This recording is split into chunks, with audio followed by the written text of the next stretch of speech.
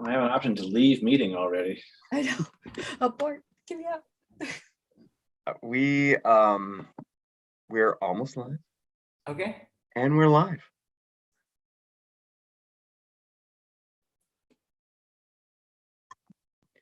Welcome everyone to, I don't know, the fourth or fifth Disc Northwest storytelling evening. I'm Jude Loren from Disc Northwest, and I'm here with 5 awesome friends. And we're going to spend about an hour reminiscing about some of our times out on the amazing fields of Redmond's 60 Acres Park, playing Sunbreak, which is an annual tournament for those who don't know. Usually an annual tournament. It's been a couple years, sadly, that has really galvanized the Northwest Ultimate community.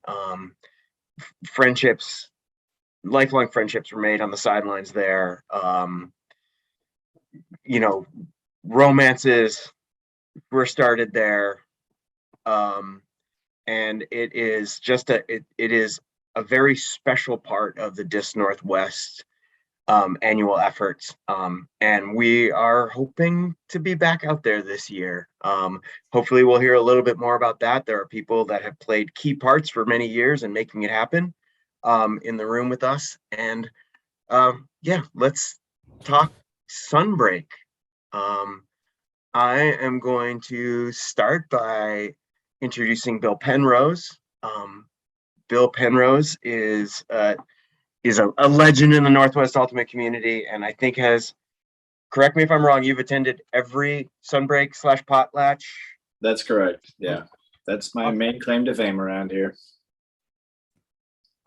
Tell me about how you came to be playing Ultimate in Seattle and how you found the Sunbreak. Well, I first played in high school, believe it or not, back in the 70s. The school I went to down in Tacoma had this break between semesters where they taught weird classes, and one of them was about disc sports, and one of the sports we picked up was Ultimate. So I played a little then, got into it in college in Vermont, what you and I talked about last night. Moved back to Seattle in '89 and was just very involved in the Ultimate community out here at that point. And I think it was Joey Gray and J.K. Wesley mostly organized. I'm not even sure it was called Potlatch the first year, but they wanted to host a tournament to repay the Calgary folks for hosting them at Hoedown.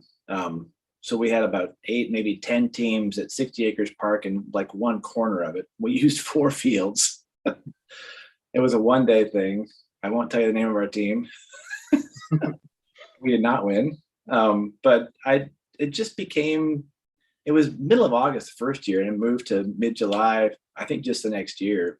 And it became this fixture of a great gathering, and it got bigger and bigger. It just mushroomed it went from 8 to 80, 90, 100 teams in about 15 years, because it's a great time. Yeah. Should I point to somebody else? Sure. Kat, when did you get involved with Sunbreak? Okay, so before I actually played Ultimate, I was dating an Ultimate player, and in 2009 they took me to Potlatch, and I actually went after a Green Day. I went to a Green Day concert at Key Arena, and then I drove out to the fields, and I'm like, what is this? Had no idea what I was getting into. I'm like, why are we camping at a park? Like, what is happening? And what is all this commotion? So then the next morning, wake up, and everyone's up at the crack of dawn, walking across the fields, getting their bagels and stuff. I'm like, okay, people do this for a sport? Like, what's going on here?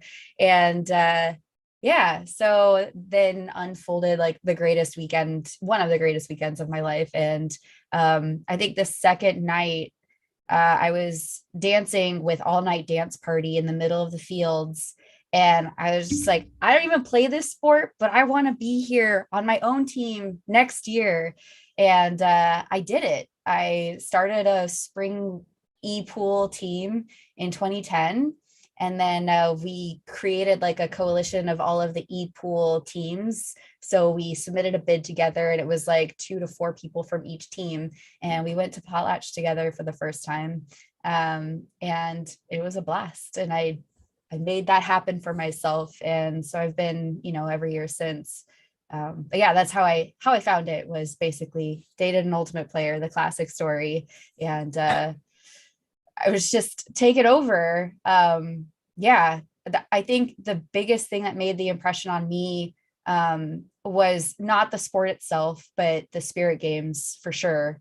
I even have my video, my very first ultimate video that I ever took was of Braveheart, doing their theme was Braveheart. And so they had like, they were all wearing kilts, and then they had hippity hops and pool noodles. And so for the spirit game, you had to storm the castle on your hippity hops with the pool noodles. And I'm just like standing on the sideline, like, what is happening? How can people dedicate so much, creativity to a sport? Huh? So it was absolutely love at first sight. I had such a great time at that weekend. And so here I am now, and I'm part of Sunbreak, organizing it. And yeah, it's amazing. Who knew? Yeah, for those that don't know, Kat is our party lead, our party organizer. Yeah, the party is, we recognize how important the party is to the Sunbreak experience. So really happy that Kat has taken ownership and of that. And I think this year we got some fun ideas already. We're already talking 2020, summer of 2022. So I'm ready. Yeah, let's check in soon. I have a strong memory of Kat. We were dancing and had requests that were not being played, and Kat was nearby, and we're like, "Hey, Kat, we requested this song and it's not being played," and she just marched right over to the DJ and it was on the next song. We're just like, we freaking know people, baby. I got you. It was Call Me Maybe. I believe that was Yeah. the song in question. Yes. And the DJ, like, it's like, I don't even think I have that in the playlist. I'm like, you're at an ultimate party. Like, come on. This is not your first rodeo. So we are definitely for sure going to make sure that Call Me Maybe is on the rotation for sure. I'm just gonna kind of move right to Kong as we talk about organizing ultimate. Kong has been tournament director at Sunbreak since when was your first year? Well, I think I started officially being a tournament director in 2007. So, and kind of helping out with the TV crew, and coming. So I think that's like not counting not counting the COVID years. I think I have 15 Sunbreaks under my belt. So it's been a pretty good run, and having a lot of really fun tournaments and a lot of learnings under my belt. And looking back at how it's all gone, it's been a tremendous experience. And looking back at how it all began, I even before being an official TD, I'm looking back at one of my very, very first volunteer experiences. And what I really want to hone in on is what I love about Sunbreak is the fact that it is, at its essence, one of the things that makes it so successful is all the volunteers that help run it. And over the years, it's become more successful with the ranks of professional run help, but at the core, the volunteers is what makes it so well done. But thinking back at one of my very, very first memories of Potlatch, well, at the time it was Potlatch and now Sunbreak, but even before 2007, maybe in the early 2000s, at my very, very first occurrence at the event. This was before the event moved to even Red Hook. The party was at a place called Pickering Barn, which was at a place in Issaquah.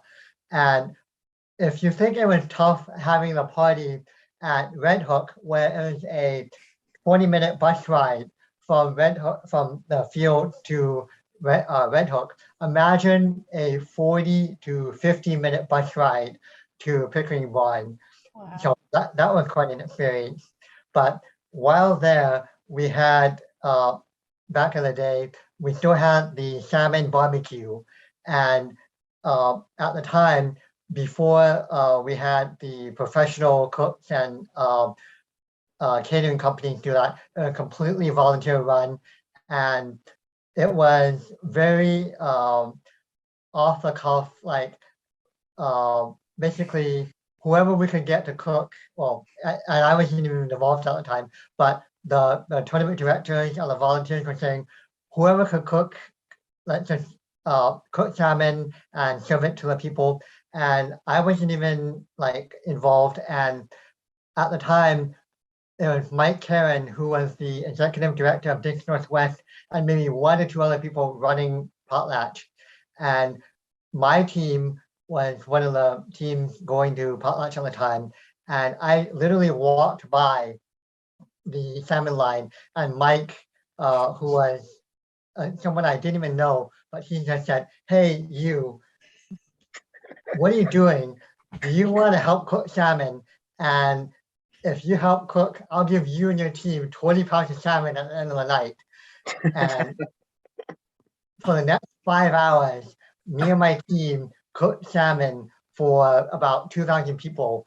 And we did nothing but cook salmon, talk to about 1,000 people. And it was the best night because we had so much fun engaging with people, like cooking salmon that we didn't know how to. You're right in the middle of everything then too. What? And You're you right all in the had middle of your everything, man. Yeah. you all had your food handlers permits, right? Yeah, I'm sure we Oh, did. sure. I'm sure you did. Yes. But it was, what I'm saying is, it was just such a great experience that the interaction between volunteer, player, and everybody, it was just a great experience. And that's one of the best things about the tournament, is just how things just happen organically. Well, I'm here to tell you it was at Red Hook before it went to Pickering and then went back to Red Hook. Yes, it was. We got the boot from Red Hook for a couple of years. Yes, we did. Yeah, maybe that'll come up later. Speaking of trees, and truffle trees, I want to the trees will. I'll circle back around to the trees at Red Hook Farm at Red Hook. But I want to introduce Kirby, Brent Kirby from Desert Lorax, who the landscape at on the fields would not be the same without the colorful just the display that that Desert Lorax brings year after year, always seeming to up the ante. And yeah, Brent, tell us about how you started playing Ultimate and how you found Sunbreak, how long you've been there, and what it takes to produce the glory that is the Desert Lorax sideline. Thanks. Yeah, my name's Brent Kirby. Everybody in Frisbee calls me Kirby. And I started playing in college at UC Berkeley halfway through college, my junior year. My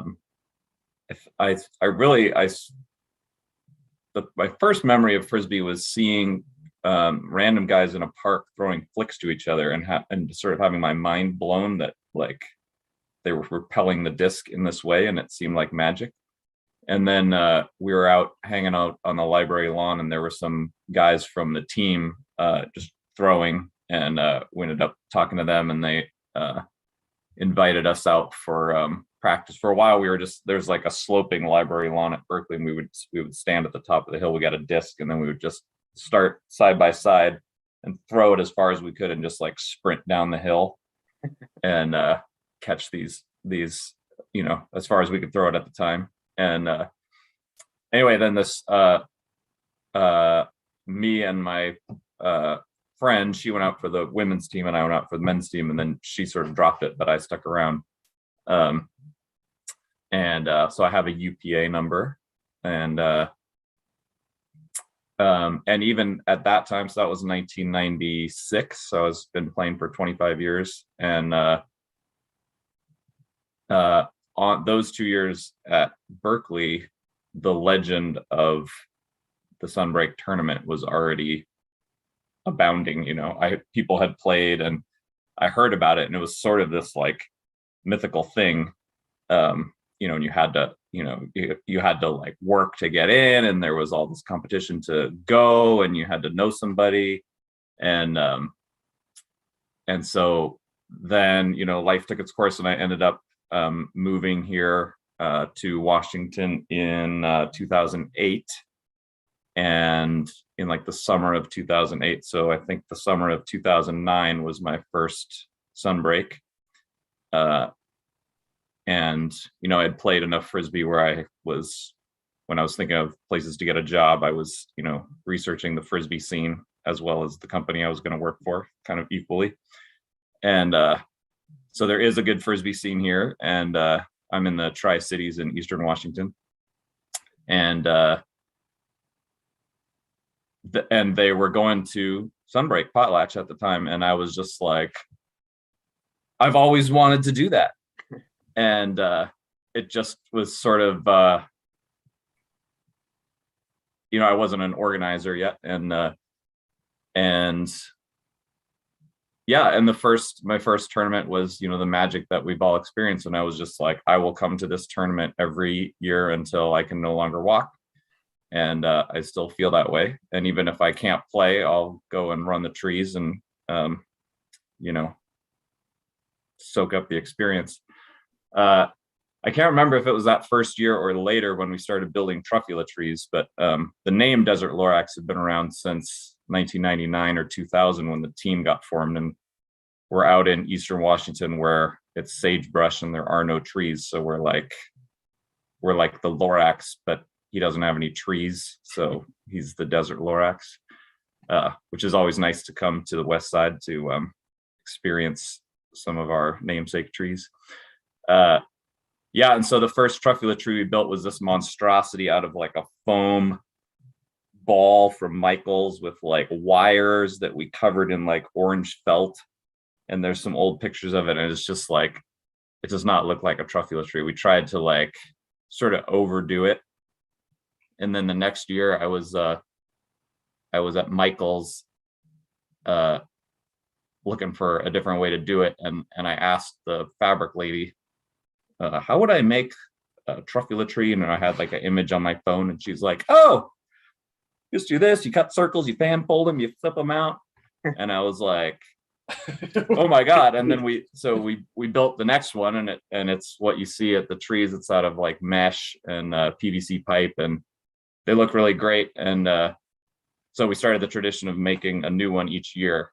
And then shortly thereafter, each new tree has a special function that fits with our theme, and they've kind of become our calling card. And we bring them wherever we go, but only at Sunbreak do we bring them all, and only at Sunbreak do we debut the new one for the new team.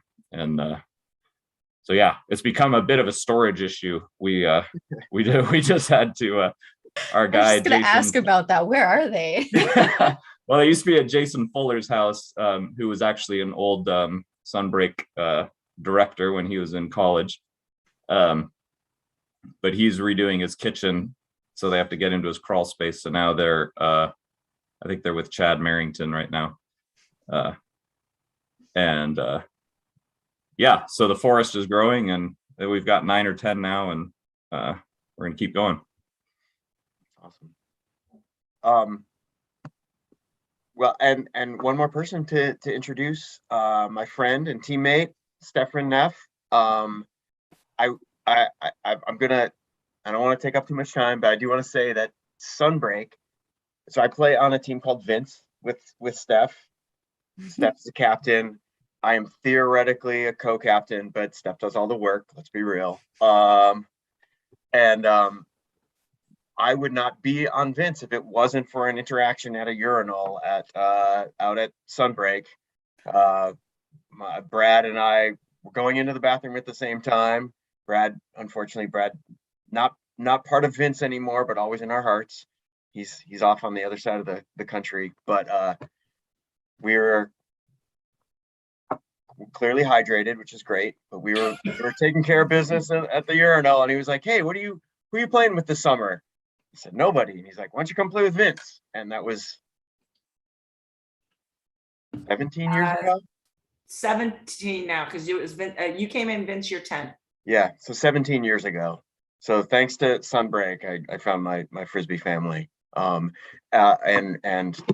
And very, very pleased to introduce Stefan Neff, who has, again, it wouldn't be Sunbreak without Steff and Vince. Oh, thank you, Jude. Well, I get the pleasure of saying that the only person who's been at Sunbreak more than me is that man, Bill Penrose.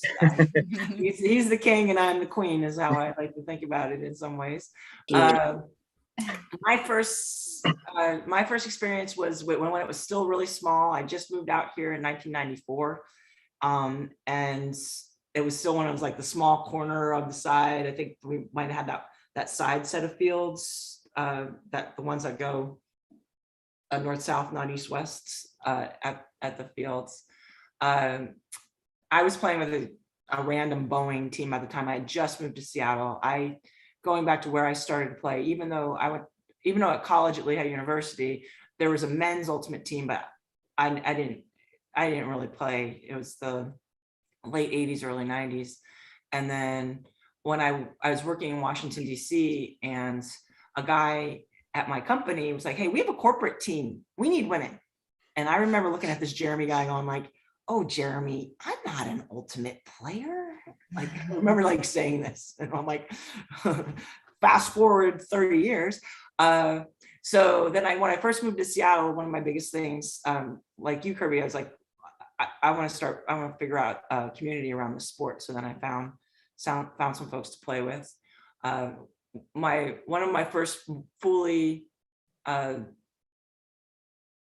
organized teams was a team with a lot of like Chris Burke, former Disc Northwest board member, very solid, also memory and really out of respect. John Cooper was on that team too. And that was even though I played in 94 and 90, but it was the potlatch of 96, I guess it would have been, like the Dalai Lamas were there. And that was back to the point, like that's when all the teams, like not just the teams cook salmon, the llamas were like making cookies for dessert. And like, it was really, truly that's where it still had the true essence of potlatch with regards to not just spirit games, not just gifts, but the whole community came together for that. Then I got associated with this lovely team, Vince, established 1996. And Vince has been playing at Potlatch Sunbreak its entire time. One of the claims to fame was a few years ago when we got our own parking space. That was good. But I want to say one of the big things too for me was Vince did party setup for many years. And one of the reasons we did party setup is the very first year we were at Red Hook Brewery, and former Denise Bizio was doing party setup at the time. And so she said, "Oh, Vince, just start doing party setup for us." Now, that first year, we learned the next year that the team that does party setup should not do party closeout. Oh my God. I have to say that not only did I do setup that year, I was up at 2 a.m. learning how to run the trash compactor at Red Hook, but getting the garbage, putting away. It was quite interesting. But Vince then, I think for the next 10, if not more years, that was our duty, doing party setup. And it ended up being a good gig because you set up the party and then you're the first in line to get food after the day is good. But last round by. Yeah, get that last round bye. It's nice. And so I was very excited about that. But many a memory that kind of, and then one thing I remember when Kong, we were both on the board together and he took pictures because I have actually, ever since in 1999 was the first year that Potlatch Sunbreak did commemorative discs. Prior to that, it was just the Spirit of the Game disc. So I actually have in my storage discs from every year since 1999. And Kong one time came over and took pictures of it just while we were getting ready for some of the other tournaments. It was cool. That's cool. I just want to mention that just if you want to talk about like memories, when I first started playing Ultimate and I joined my very, very first Verge League, the two people that in my little Zoom screen here to my left, June and Steff, were on my very, very first Verge team. And I'm lucky enough to be on their team now. So everything coming full circle. So talk about memories and like how everything just kind of works out. So And we didn't scare you away from Ultimate. You're still playing. That's awesome.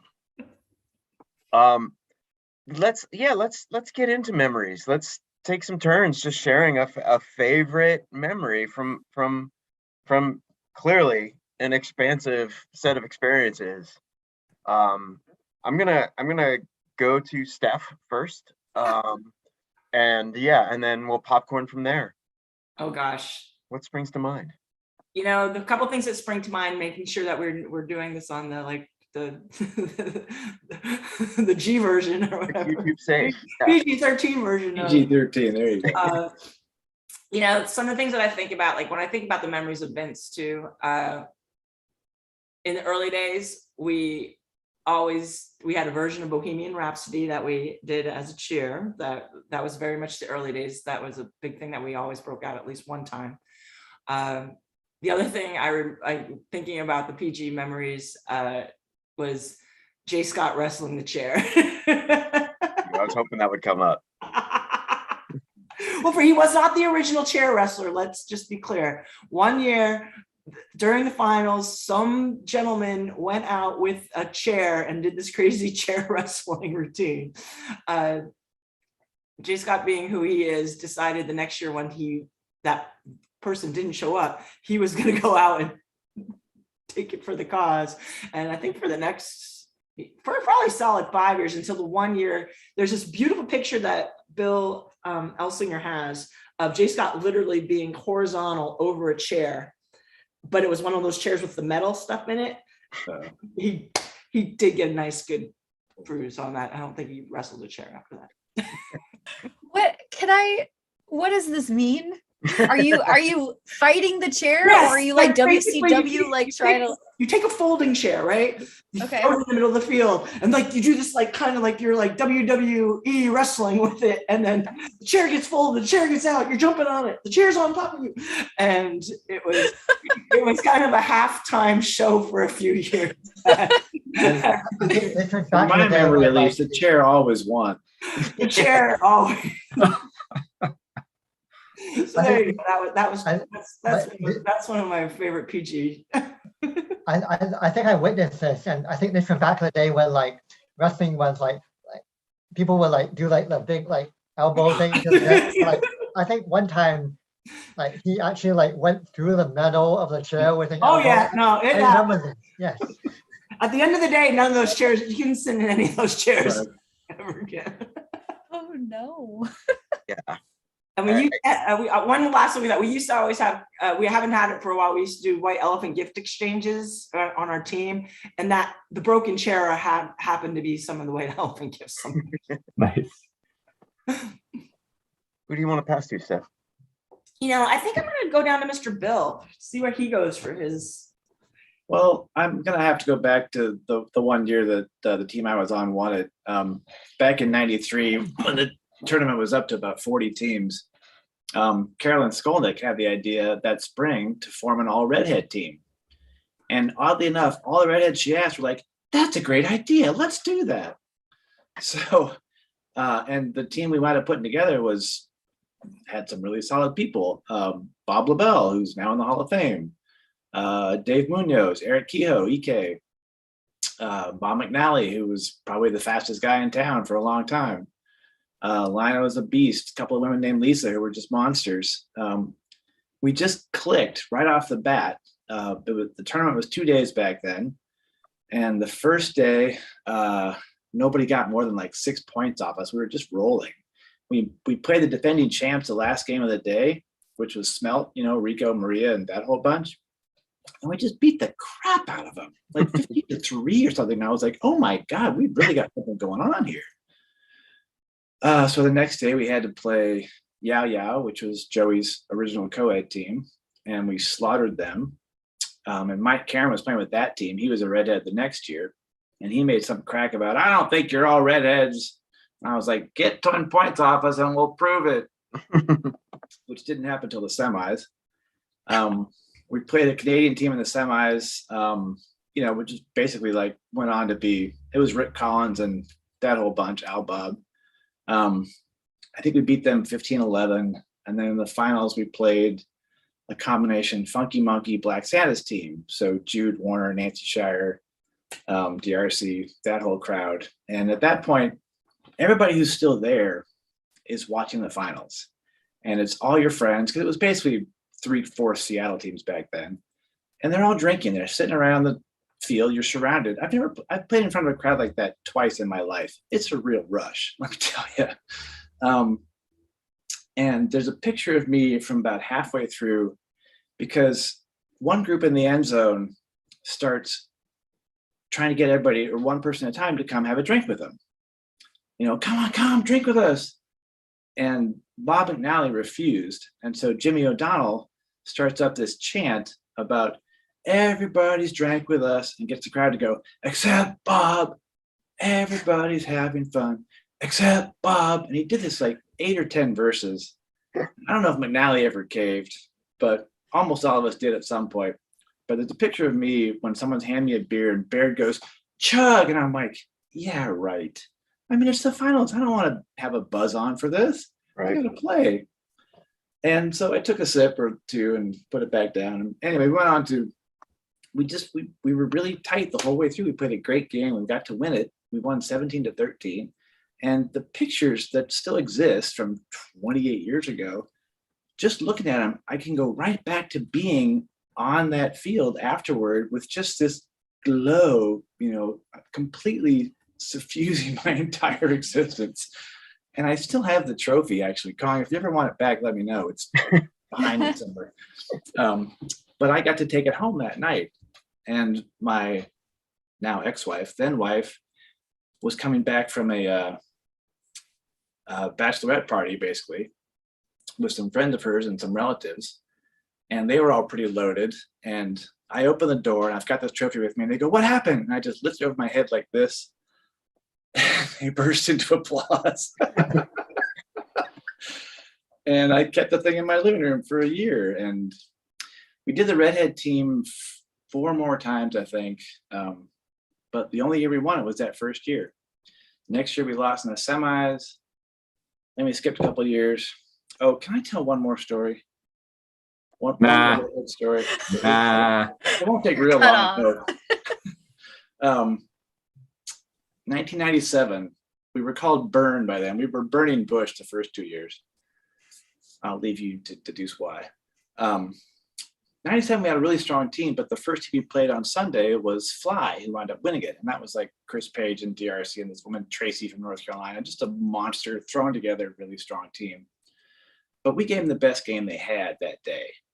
But the highlight for me from that game was Spencer Reeder was on our team. And Spencer is like a real athlete. He's like 6'2", 6'3", used to play defensive back for University of Washington, I'm pretty sure. Yeah. Early in the first half, Spencer says, hey, Bill, let's hook something up. I'm going to cut deep and, you throw me one. And he's like, just don't air me out. Okay. Make sure you put it in front of me. I'm like, okay, don't worry. So, we start to run the play and I get the disc and I see him. I just kind of heave it in his direction and it totally hangs. I'm like, God damn it. So I have to get it back. Right. So I'm annoyed with myself at this point. So I start running. I'm 50 yards away and I start running. and Spencer gets sandwiched by these two great big guys, and one of them pulls it down, and he kind of saunters up to the line. At this point, I'm still 20 yards away, and I see Rachel Brzezinski coming toward him, and I'm still beelining, but I'm not in his vision yet. And this guy, Mike, just kind of walks up and throws her a little soft forehand, and I'm like, ah, and I do this full on, which I never do this.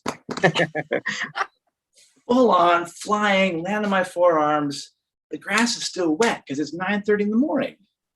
I get the block, I slide about 15 feet, and I'm like, I am not touching that. Someone else pick it up. And busted the end zone. And just that memory. I'm like, oh my God, I did that once. Wow, that was fun. And then Fly won the tournament that later that day. So that felt like, we gave him, Chris Page said we gave him the best game they had. Why Chris Page was not playing with the Redhead team is another question. But anyway. I bet Kat's got some stories that she wants to share. Kat's trying to figure out why her camera is really blurry. I don't know. Suddenly, there we go. Okay, just needed something to focus on. I guess I go with the gimme story. Get it out there. So in 2013, our very first game of the whole tournament, we played against a San Diego team. I'm totally blanking on the name of the team, but anyways, it ended up being full of, is that they were the lifeguards. I don't know actually what they went as, but they were lifeguards that year. But yes, very possible, because I know Tash played on lunch money. But anyways, we had just played them, and I was kind of salty because they had this guy that was just flying around. We're like F pool or something, and this guy is flying around with American flag sleeves and stuff, and just like trying real hard. And we're just like, we're happy to be here, happy potlatch, Sunbreak. Here's our spirit gifts. And this guy's just flying around, D'ing everything, and just yeah, I'm exhausted even just thinking about just how much effort was put forth in game one, day one. Anyways, so at the end of that, I was like totally over that though. Totally over it. Yeah. Yeah. It worked out. So I in the huddle, I'm like, please don't give the spirit gift to that guy. That guy is not in this pool. He's professional, club at least, I was like, the point of this is to give it to someone that contributed to the atmosphere of the tournament. This is my perspective. Everyone else has different parameters for how they award spirit of the game, but for me it's who came over to our sideline and interacted with us, or who made the game really fun in a different way, or whatever was memorable on the field. Anyways, so it's like, please don't do that. So we didn't. We gave it to someone else. We did our spirit game. It was all Seattle, Washington DC themed, because we're Washington DC and Washington State players, and did all that. Their spirit game was really fun. We parted ways. And then round 2 starts. That team had to move fields. We were still the one by the gazebo. Mr. American flag sleeves guy comes walking up to me and just says, hey, I have to ask you a question. And I'm like, with my best friend, I'm like, what could this be? Huh? Did he hear me talking about him in the circle? Because if so, now I feel really unspirited. And anyways, so he's like, yeah, so I just got die rolled and I have to propose to you. So will you marry me? And I was like, pause. Just to clarify the rules, we're talking about that potlatch weekend marriage, not for life, because I don't know how hard ultimate players go at this point, and important clarifier. And he's just like, yeah, no, just the tournament or whatever, I didn't really know the dice game. So I didn't know what I was signing up for, basically. And so I look at my friend and I'm like, okay, sure. Yeah, why not? Beginning of the day, let's go. So he pulls me over to his team and he's like, she said yes. And so I hang out there for a little bit, meet everyone. and like it wasn't until a year later I realized like Isa and other people were on that team, Paul and Roberta, like people that live here now, basically ended up being really good friends with them. So it's like, oh, you guys were on that team. But anyways, so they're like, yay. And then we're talking, and then it's like, oh, by the way, my name's Kat. And it's like, my name's Tash. I'm like, okay, cool. So we end up finding each other on the last day, exchange phone numbers. And he lived on the East Coast at the time, and I was just getting out of a 4-year relationship, and so I'm not looking for anything serious or anything like that. So we were talking for about a year, and then we start dating, and for real. And he moves out here, and then we go to Sunbreak together in 2018, and during DTF, the talent show that Danger hosts, I sang a little song, and then I told our story how, this random person walked up to me and proposed, and I said yes. And then we actually started dating, and we're here today. So it's only fair for me to ask you a question. And so I proposed to Tash in front of all our friends at DTF at the 2018 Sunbreak. And then 2019, we actually got married there. So we got married at the Fields, the last Sunbreak that has happened, basically. Like, Wow. Yeah, and way to put a pause, on a high, basically. I mean, we're coming back for sure, but yeah. So we threw a party on the 4th of July and got married there. And basically the weekend was our honeymoon, and Rusty hooked us up with a go-kart for us as our like getaway vehicle. And so we had that, and having that was actually like the cherry on top to the whole experience. I wasn't expecting it to be, but because everyone decorated it the whole weekend, everywhere we went, people were like, celebrating with us, and it was really cool. Like not everyone knew that the wedding happened necessarily on the 4th of July there, but word got around, and then people were congratulating us. So it was just like this celebration that just kept giving. And it was really fun. It was very memorable. And we've got a pretty cool ultimate story, I think. But yeah, so that's my Sunbreak story. Yeah, top that, whoever comes next. Yeah. So pretty good, 10 out of 10, would recommend the tournament. You'll find love. It's guaranteed. Possibly. It's Yeah. very possible. But yeah. Kong?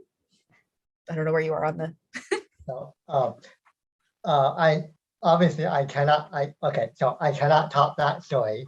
But what I'm going to talk about is one of my favorite things to do at Potlatch and Sunbreak is what I call my yearly walk post party around the fields, and how that has evolved over the years. So after the annual party, usually there's a lot of people that go back to the field and continue the party. And this is usually about like 2 or 3 a.m. because for me, I will have usually over the years just gotten done with party cleanup, because whether it be with Kat or before that with Lena, or before that with Jana, or before that with Mike, or with Bunny, or with Steff, or with going way back when with other people, by the time party cleanup's done, it's like 1 or 2 or 3 a.m. And by that time, there's some pretty exciting things happening at the fields. But one of my favorite things is to walk around the fields, because there's so much happening and it's really fun just to see what's going on. But I want to emphasize, over the last couple of years, I walk around the field. But before that, what I wanted to do was do a trip around the field with a golf cart. But if you notice, if you know me at all, I no longer do that. And the reason is the first 1 or 2 years I did that, 2 things happened. First, well, you can imagine, the moment I took the golf cart out, within about 1 or 2 minutes, I stepped away from the golf cart was gone. Or once I got on the golf cart, about 20 or 30 people hopped on with me, which is great. Mhm. The other thing though is, and I'll fully admit it, my night vision isn't all the best. And at nighttime, at 60 acres, when you're driving along the sidelines or right around the perimeter, it's fine because there's so much happening. There's plenty of light. But every once in a while, I'll drive like right down the middle because I want to just go from like one end to the other pretty quick. The first thing I did that, because of my reduced night vision capability, maybe not the best thing happened because some interesting things happen between point A and point B of the field, in the middle of the field, and there's not a lot of light. And maybe I bumped into a few things that I shouldn't have. So I'll leave it at that. Right. And long story short, I no longer drive a golf cart at night because it's just not advised. And I advise no one else to drive in the middle of the field at night because it's just a bad idea. Yeah. But what I do advise is the perimeter walk at 2 or 3 a.m. It's the best time because you meet so many great people and the vibe, the community, that is one of the best things. You're going from like tent to tent and meeting people like a couple of things happen. You meet people, they're having so much fun, and whether the respectfully because everybody's of course adhering to the noise guidelines and yes, Kat, everybody is adhering to the noise guidelines and having fun, or they're just chilling, having fun. They're just having such a great time experiencing the vibe of the tournament, or they're just sitting back and having a great conversation. Because for some people, this is their one chance once a year to get together with 1,000 or 2,000 other people to reminisce and talk about like what's been happening for last year and just have fun for 1 to 3 days and play some ultimate and then have fun, spend the night, and chill and have fun. And that's so great to walk the tournament and walk the perimeter and catch up with people and hear their stories and catch up and see what's going on. And that's what I want to say is one of my best experiences at the night. And then during the day, seeing all that kind of come to life and see it have the energy show with all the fun they're having during the day. And it's so great to see that come to life. And I so much hope and desire that to happen again in about 7.5 months again in 2022. Can I piggyback on that a little bit? Mhm.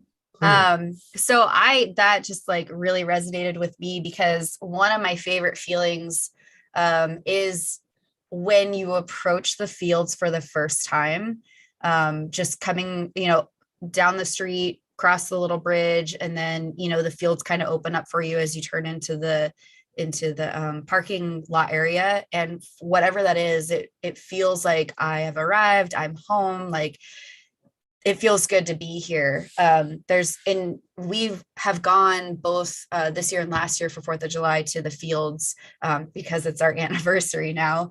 And so we have a picnic there or whatever. We brought our late dog last year there, and then we brought our new 2 dogs there this year. Like this is where we spend our 4th of July. You'll never be here, if we're no here. dogs. But yeah, no dogs. We don't go on the fields. But there's like little walking trails and stuff. But I have to say, like, that feeling of arriving at the fields is very magical, and it exists still if you go there without Frisbee, but there's something very electric coming up, you know, once people have started setting up and people are arriving and greeting each other. There's something about that moment that is just really, really cool. And then to double on what you were saying about the party, because the last 5 years or whatever I've been doing that, I have to say is also very magical for my perspective. And most especially the year that our theme was lights or get lit or whatever it ended up being, coming around that same, you know, little drive or whatever, and seeing just the whole fields just lit up everywhere like fireflies around the perimeter. And usually, you know, you see glowing discs, and you'll see like certain camps, you know, you'll see night bacon, and you'll see other ones that have their things. Poto has like a dancing thing or whatever. But that year specifically, it was so satisfying, you know, that the party successfully transferred, you know, to the fields. And that was also a year, because it was at Marymore, we had the blacktop and we had all the vendors. And so cleanup, we were done by like 11 or something. It was very strange. And I felt like we did something wrong, but it was wonderful. And so I got to enjoy more of the night, and my feet weren't totally killing me by the time I got back to the fields, which was nice. But I have to echo that sentiment. There's something really magical about seeing the fields, the scale of, you know, the 2,000 people there, just being in such a really special and unique moment that Sunbreak is. And yeah, you hit the nail on the head right there for me, Kong. So thanks for mentioning that. Yeah, I want to, exactly. It's getting this group together, and Yeah. we've not had it for 2 years now, and we as a community deserve to be together. And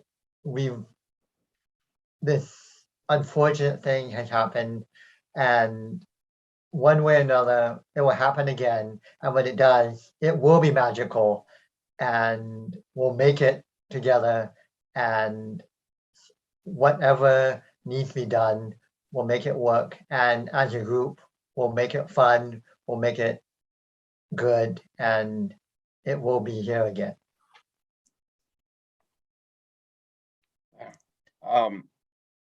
Thank you, both of you. That really, you really kind of captured that feeling. I think magical is the term.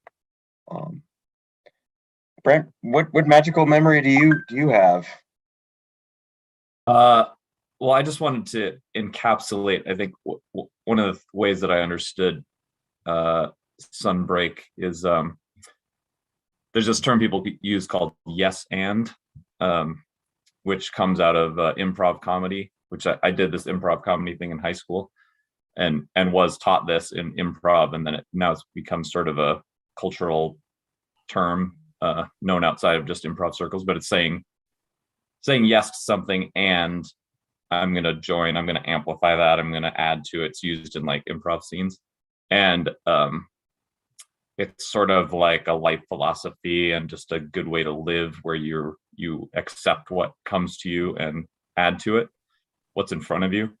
And Sunbreak is the yes andiest place I've ever been, ever seen. And so it's just like life magnified.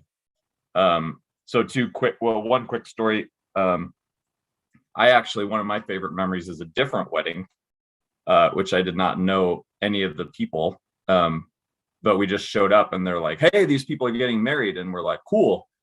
And we had a bottle of champagne for mimosas that we brought and gave to them, and watched the ceremony. And it was, you guys were probably there. It was Tan Boy Toy and Mama San.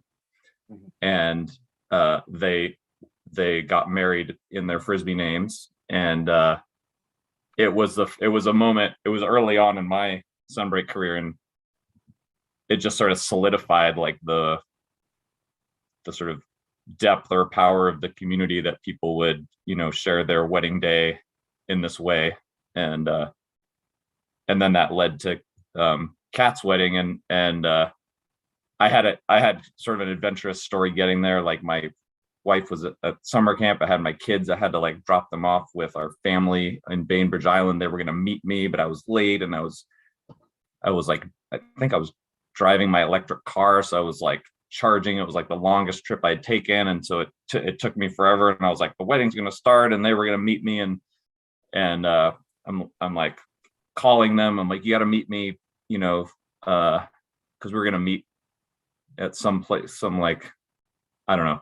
They had to change their plans. They had to like, my car was out of charge. We had to like park it. I had to meet at a parking lot where there was a charging station. They had to take me and my kids, drop me off in time for the wedding, and then take my kids to Bainbridge Island. And then I got a ride back to my car, which was charging while Kat was getting married. And Wow. Yeah, it was, I'm so glad you made it. yeah, it was great. And then the like almost all of my other memories revolve around doing cheers. So I just wanted to give a shout out for the cheering in the ultimate community and at Sunbreak specifically. When I was in college, it was sort of in an open college in the late 90s, we were still doing cheers after every game. And, you know, shortly thereafter, at least on the open side, the cheers sort of petered out, or at least on the West Coast. And that was one of the big reasons why I fell in love with Ultimate. And I was early on, I was a cheer writing member of the team. I was kind of a bench warmer, but I was leading a lot of the cheers. And so the creative spirit of Sunbreak has led to some of my best cheer writing.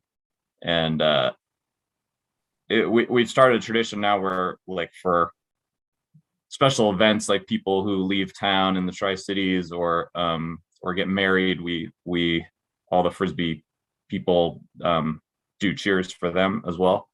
And it takes me so much longer to write a cheer when I'm not at a tournament, and specifically not at Sunbreak. So like it's like the spirits come, you know, the inspiration comes so easily there. And I keep a binder of all our cheers with like note of when what game it was and what tournament, what year it was, sometimes what the score was. And so I flip back. I have 4 or 5 that I can sing on cue. I won't do that now, but the cheers are a huge part. And then that yes and feeling of my team.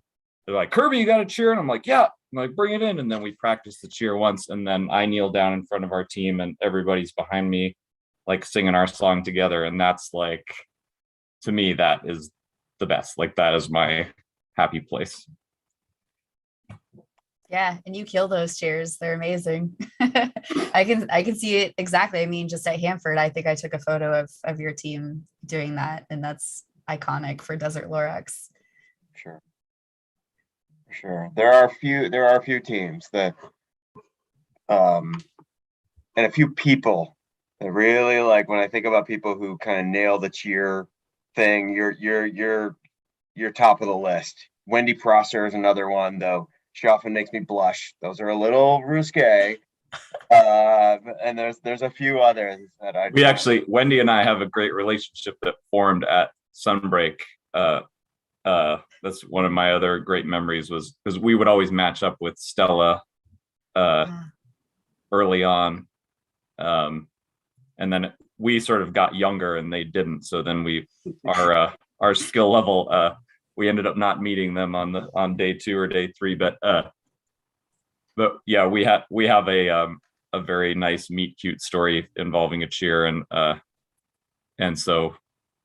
we have collided at the Hanford Howell several years in a row, and she is on a mission. She spends all year writing a cheer in case we meet, and it is apparently on a multi-year thematic Queen ballad theme for her cheers, and they just, wow, it was amazing this year. And they had vocally practiced all weekend, so they sang in harmony. oh, wow. And it was very impressive. she's building a concept album. That's pretty amazing. That's right. Yeah, amazing. it's gonna be like Hamilton. Yeah.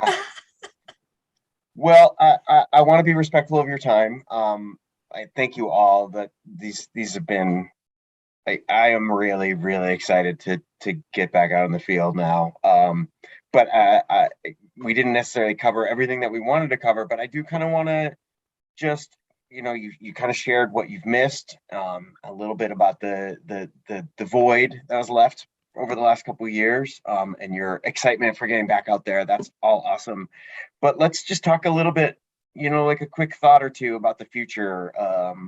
What, what your team, are you already thinking team theme? Are you, what are you hoping to get out of Sunbreak 2022? If it's, Yeah.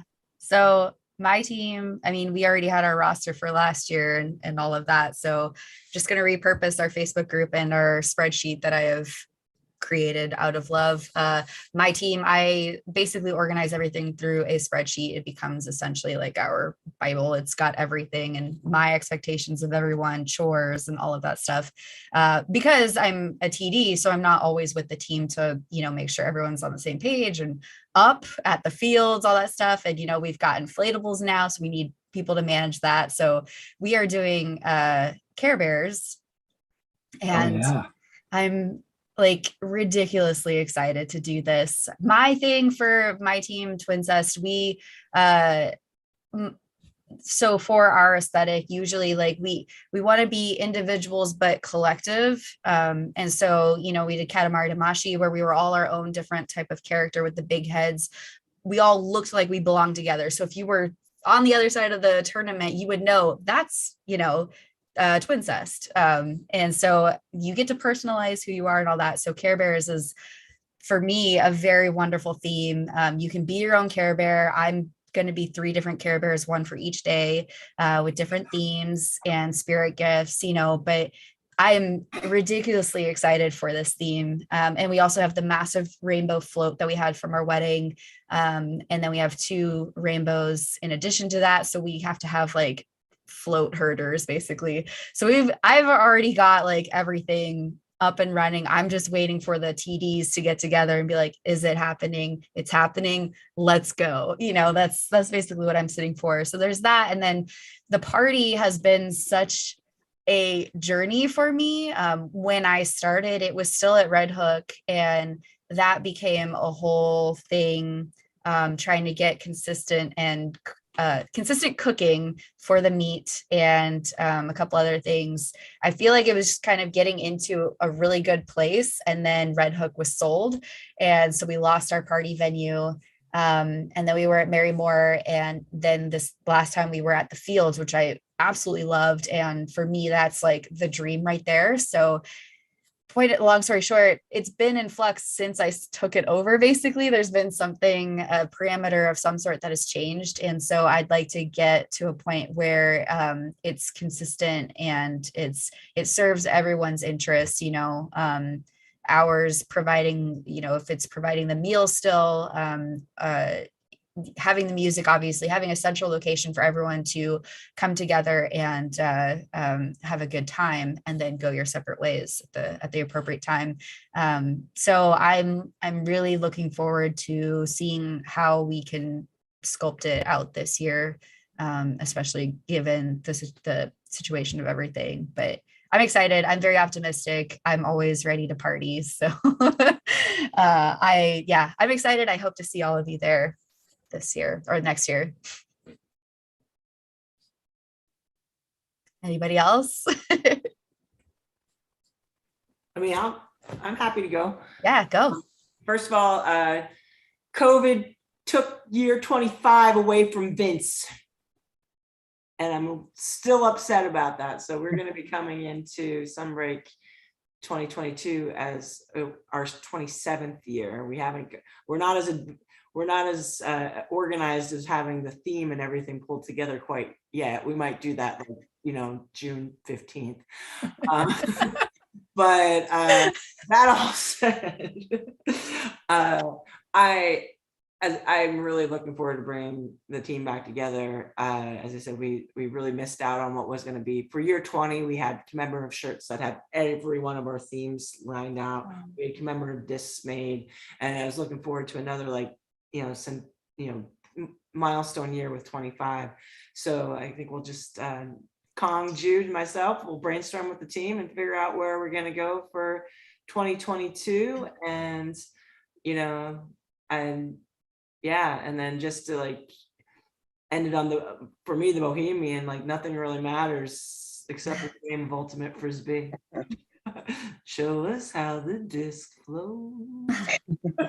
Cute. I mean, you could always do 25 plus 2, so still celebrate the 25. Yes, and then we also have this, and there's this because we could go into the 27 being the prime year, but I think we have to honor the 25 somehow. Good. 27 is not prime. Right, it's not, but It's cute. That's what you meant. Yeah, cute.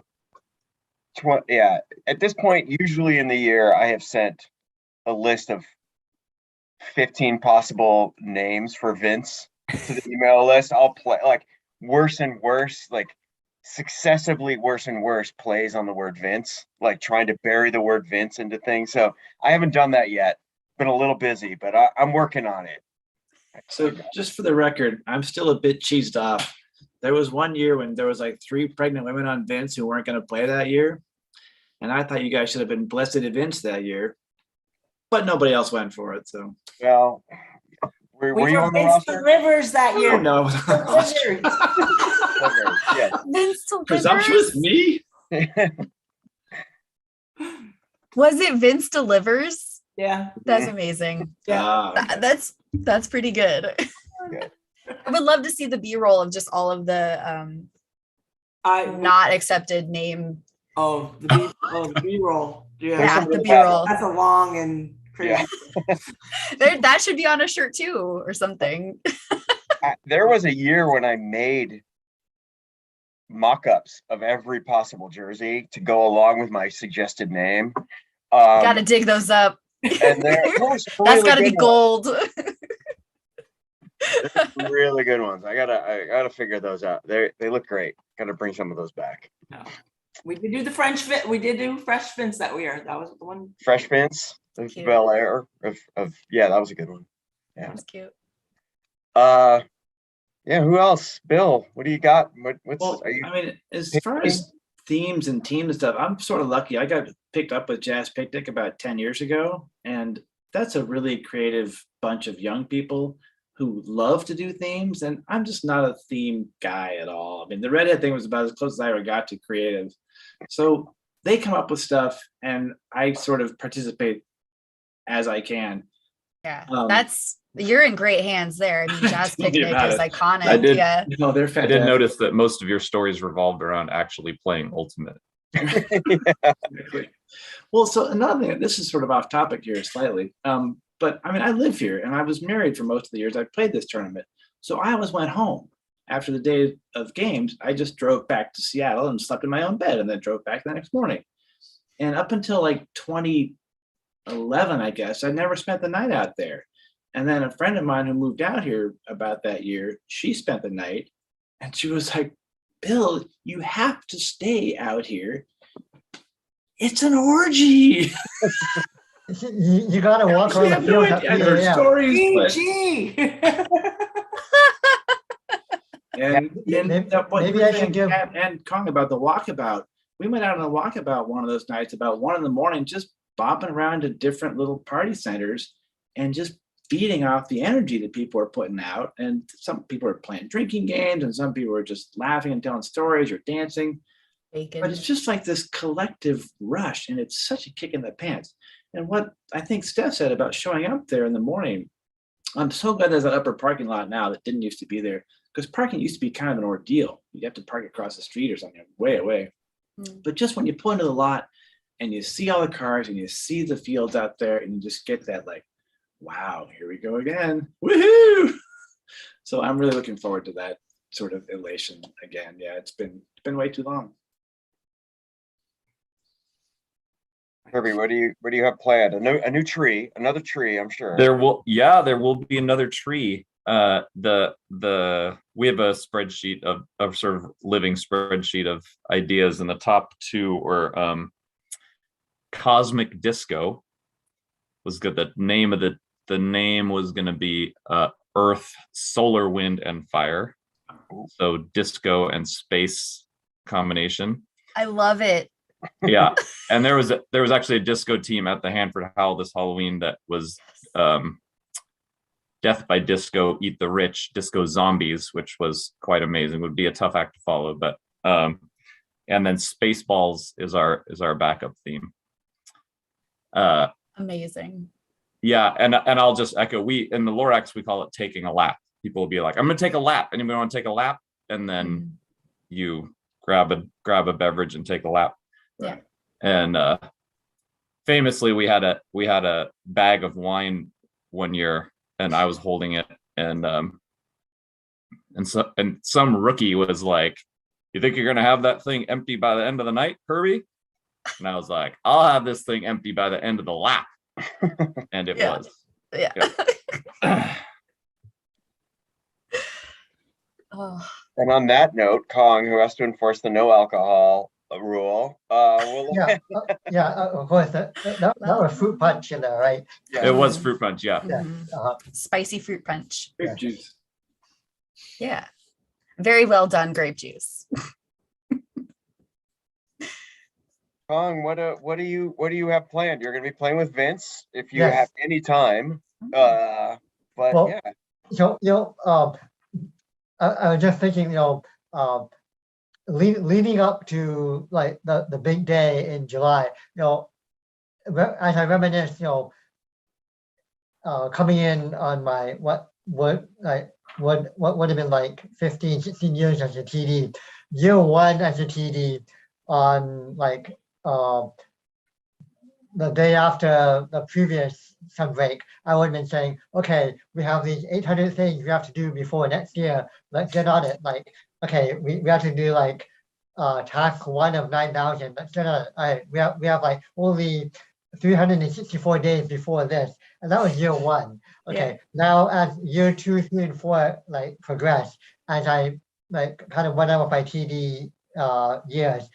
By the time I hit like TD year 9, 10, 11, I kind of said, okay, we know how to do this. We've done this like 16 times. That was me. And we kind of figured out how to do things. We got better and better at it.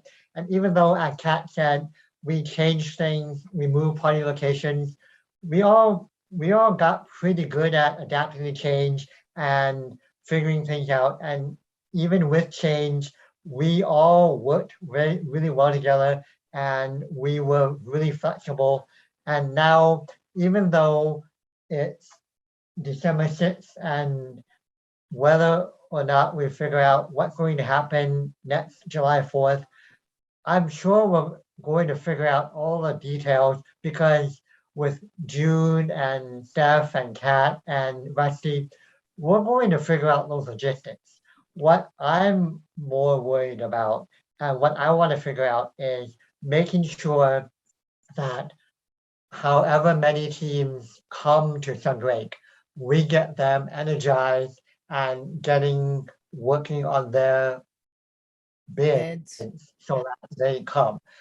We need to start getting them excited, and hopefully the fact that Sunbreak does happen, that they start thinking about it, because as we, the Disc Northwest staff, volunteers, and organizers, do our part to make Sunbreak happen, the teams that need to come, they need to start thinking about what do they need to do to start making it happen on their side. And we not only do they need to start logistically making it happen, they need to start getting excited. They've had 2 years to kind of have challenges of not having Sunbreak happen. Now there's the possibility, and hopefully a very strong one, that Sunbreak is going to happen. What can we do to really energize, enthuse, and make it easier for them to make it happen for them logistically and in every other possible way? so that they don't let time waste. Right. We, this Northwest staff, volunteers, and organizers will take care of the other things as best as we can. Hopefully, I'm not speaking out of turn. Jude, you can, No, No, I think you're good. we're following your lead. yeah. Yeah. So you're the PD. We're just here to support you, lift you up, give you the So- resources you need. So my message to whoever's listening is start gearing up for Sunbreak when it comes back, in whatever form it comes back. We are going to make it here for you. We just want you to be ready and excited in whatever form it comes back. And my hope is that we can help you in whatever way we can. I think that's the way to end it. Thank you all for sharing your like very personal stories. It's I think if anybody has not been to Sunbreak, if you're listening or watch this, I think you get a sense of why it holds such a central space in our heart as Pacific Northwest Ultimate players. And we hope we hope you all get the chance to experience it. Thank you all. Really nice night. It's cold outside, but I'm warm. I'm warm from memories of Sunbreak. And yeah, let's hope we can make it happen in a way that protects people's health and well-being and gives them something to look forward to. Yeah, thanks for putting this together, man. This was Yeah, fun. thanks for having us. Yeah, great evening. And I hope to see you on the fields, at least a fall league, but I'm sorry, winter league. Winter League. Winter league. Whatever it is. Ugh, winter league. Ugh. I like Winter League. Oh, it just got cold again. By the way, I think it's hilarious that none of us wore any potlatch or Sunbreak gear to this. I think that's hilarious, by the way. It's ultimate though.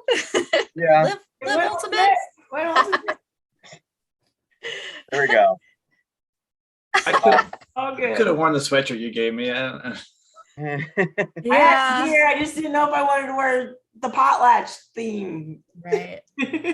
I still have some cotton shirts. Cotton. Wow. Cotton kills, friends. Okay. Cotton Sunbreak or potlatch gear. Yeah. Anyways. It's hot. Thank you so much. Have a great evening. Thanks for your time, and thanks for everything you all have done to make Sunbreak happen year after year. It's really I can't wait to work with you all and see you all and play against you all and celebrate. Yeah. Thanks, everyone. Bye everyone. Thanks. Good night. Be safe. Bye. Good Happy night. New Thanks, Year. man. Yeah, happy New Year.